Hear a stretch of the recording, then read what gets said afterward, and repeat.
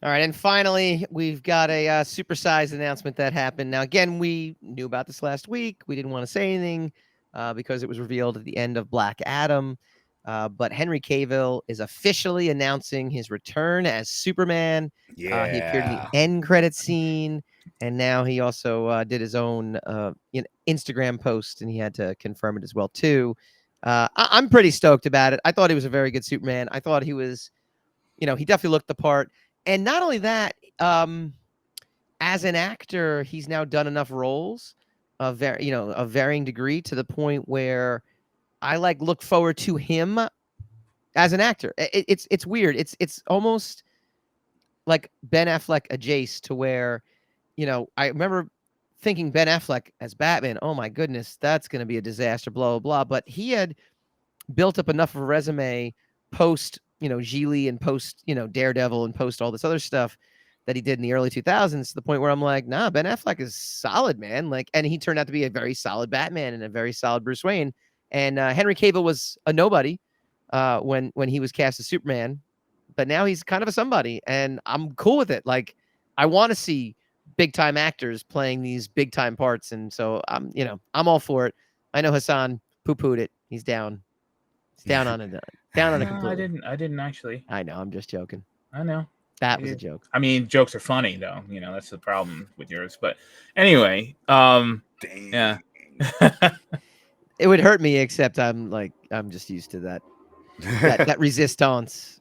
Now it just becomes a game is to get him to laugh. See, that's where it becomes like the challenge. Henry Cavill said that this movie would be imminently more lighthearted and fun. So we'll see. Here's the problem. Not the problem with him or anything else like that. Superman doesn't really do fun. Like Superman Returns was kind of a lighthearted, like, oh, Superman's back and he saved a plane from falling out of the sky, and like, okay, Lex Luthor's got a land scheme. It when you don't do big things with Superman, you're kind of just like, all right, well, I guess stuck. Yeah, so I'm sure it'll be amusing. They have their work cut out for them. They're probably not going to get away from the stigma of the Snyderverse, which I do not dislike. I didn't dislike the Snyderverse. I do understand it's a very subversive aesthetic for these movies. I do understand it's left a lot of baggage lying on the floor, but I don't think they're going to be able to easily get away from it. And the other thing is they're going to unfairly be compared to it. Whatever they do, it's going to unfairly be compared to the Snyderverse, and then it's just going to start that resurgence of continue the Snyderverse, or release Snyder cut. Stuff. So I'm not looking forward to all that. I don't think he's got anything else. I mean, I think he released everything. 4 hours later, yeah, no, right? But I mean, they want the Snyderverse reestablished, where we're going to get the entire finished vision with all the other movies or whatever, and that's not going to happen. It's just because also that company's changed executives hands like 3 or 4 times, and everybody who's bought that company says we're not doing it. So because they also realize, like, the people, like, there's reports now from reputable sources that are like they are so pissed. Like, the executives are so pissed they ended up getting bamboozled by Twitter, because they're like, wow, this thing was really not worth the effort that that they ended up going through. It's what, maybe so, money wise, but look, it's still a better end to the DCEU than the Justice League. Yeah, that I can agree which was just completely tonally, amorphous and completely nonsense. So I was surprised by the Snyderverse version of Justice League. Not saying that it was a super better movie, but I was just surprised at how much more to the movie there was than what we got with the Justice League, with Joss Whedon's Justice League. I mean, it is Cyborg pretty good justice in the like really good justice, surprisingly. And Darkseid they did him comparable to Thanos. He could have been their Thanos if they wanted to. The ingredients were there for them to do that. Of course, it's a ripoff. And that's what I'm worried and nervous about. It's not to cut you off. I apologize, but like when I'm worried about Henry Cavill. Don't ever apologize for that. So I love Henry Cavill as Superman. He is fantastic. He looks at Henry Cavill is the king of the nerds, you know. But okay, what worries me about Henry Cavill coming back or any of this whatsoever is just the DC universe, or the cinematic universe of DC. They still don't know what they want to do, and it's awesome. James Gunn is taking stuff over. Black Adam's just confusing everything all over again. Like when Black Adam was first announced and released, I'm like, oh crap, that Black Adam could have been their Thanos or their like saga. Like all these heroes trying to defeat Black Adam, nobody can.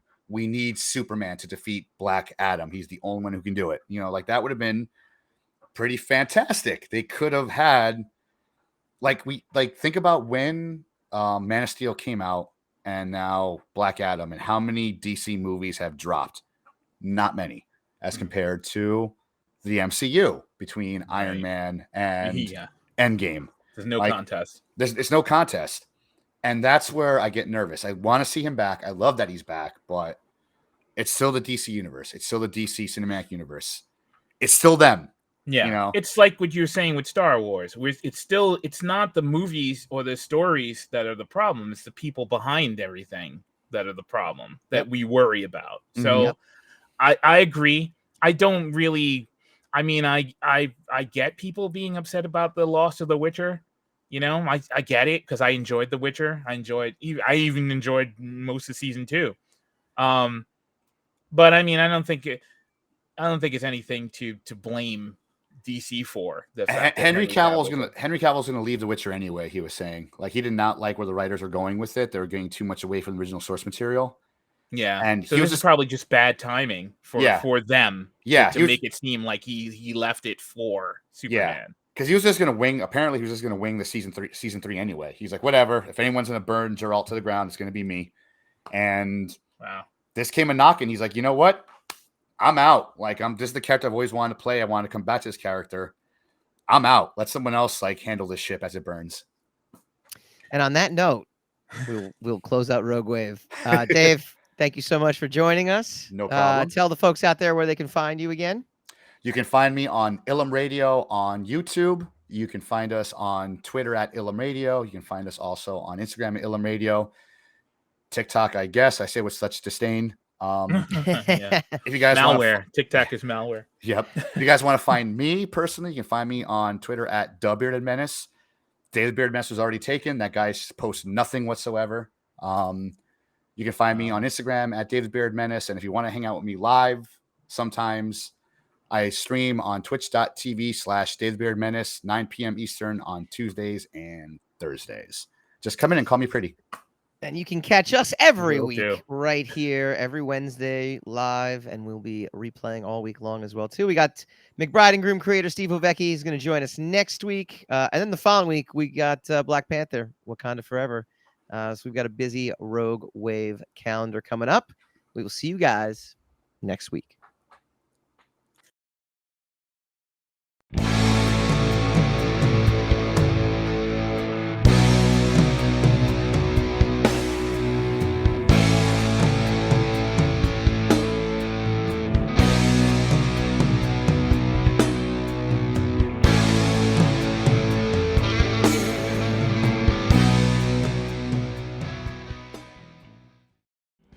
Hi guys, Mike Dolce here from the Rogue Wave Podcast. If you like this video, please feel free to like, share, subscribe, all that fun stuff. It really helps us out.